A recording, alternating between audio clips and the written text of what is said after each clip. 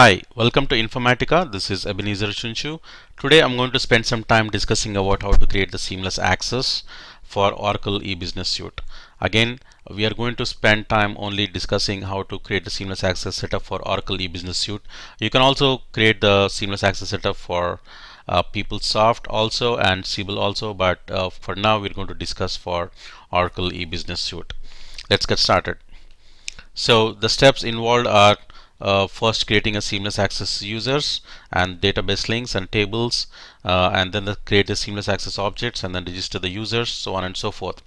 At the top, the first step is create seamless access users. Seamless access is basically a way of accessing the production data and the archive data together in a seamless fashion as though you are accessing it from a single source. The end user does not know whether it's coming from the archive or from the history because it provides them a single source of getting the data, but eventually in the truth the data could be either coming from the source ERP or from the history database. That is what a seamless access is. In order to achieve this, first create seamless access users. From the Oracle perspective, the seamless access users is nothing but two empty schemas or two users being created on the database. You can create this either on the source database where you have the ERP or on the history database where you have the history data or the archived data, but typically we prefer these two schemas being created on the ERP database. So go ahead and create these two users on the ERP database, empty schemas with no objects in them, and then create the database links. You can either create one database link, in which case it's going to be public, or two database links, in which case they are going to be private. These database link or links should always be pointing from the ERP database to the history database. If it is a public link, the database link can be owned by anyone on the ERP because it's public.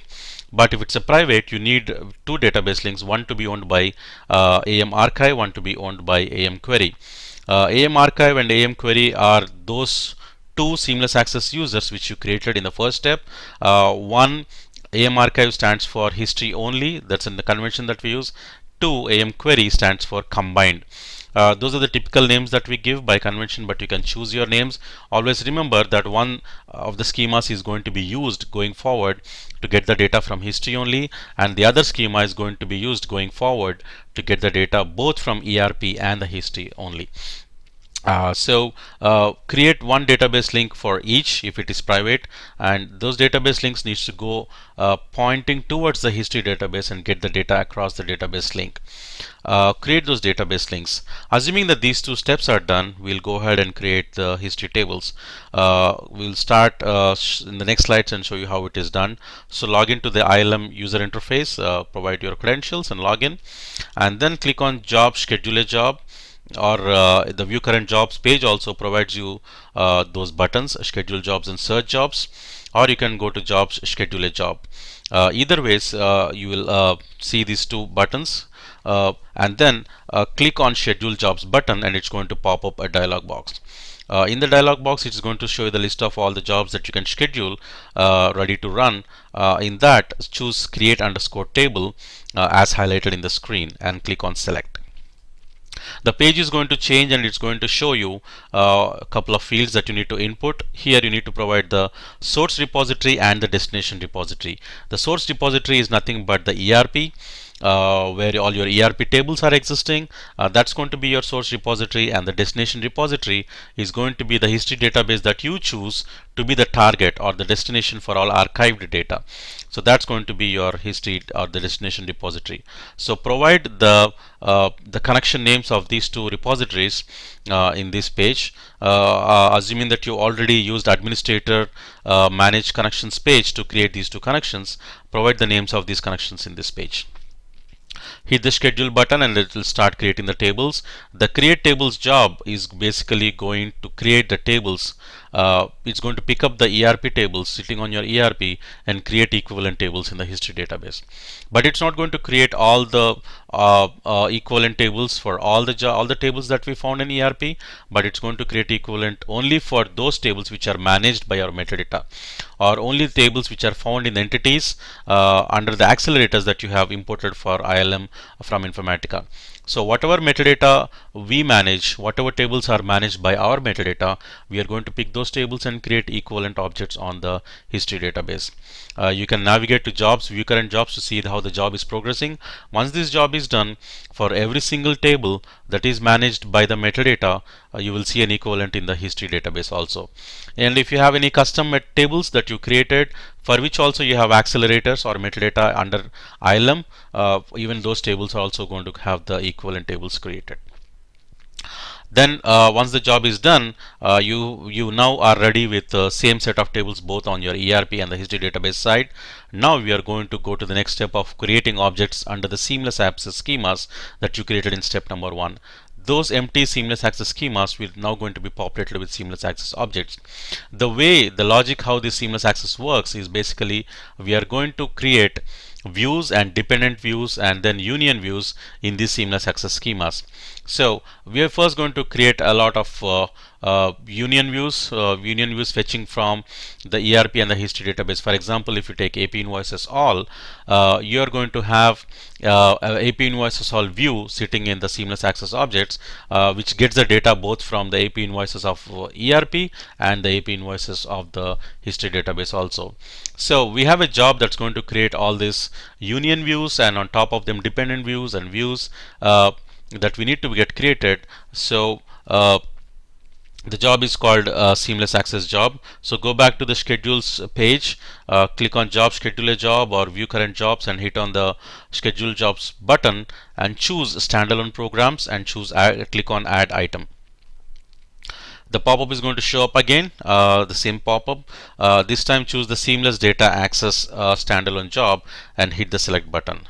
You will be asked to input some values. Again, choose the same source and destination which you used in the previous step, the same ERP source and the same history database connection names here, and the names of the two empty schemas that you created in step number 1.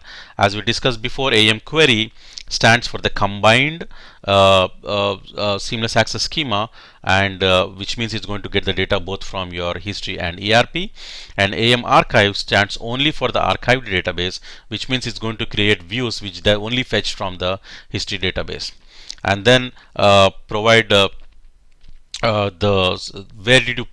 location of where the schemas are being created.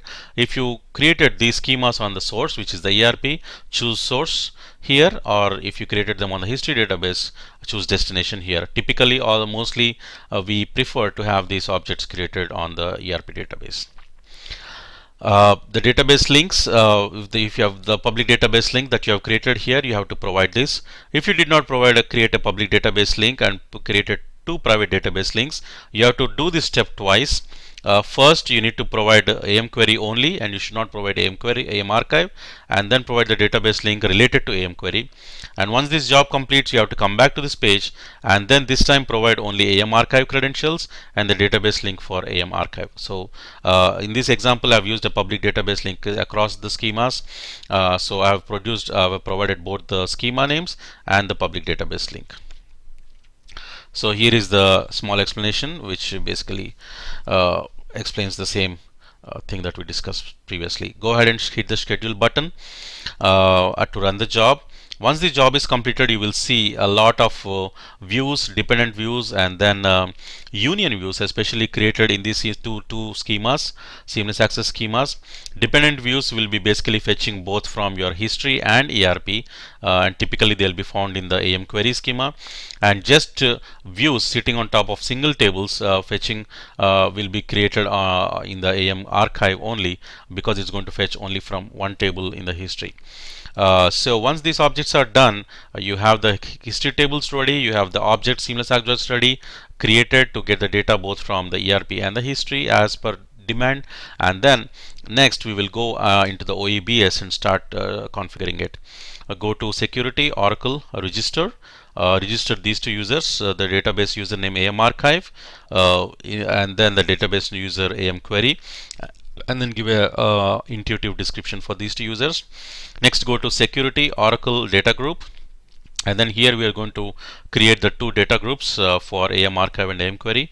First, create AM archive data group, and then give a description. And for all the applications, choose Oracle ID as AM archive, but only for application object library, which is a special application.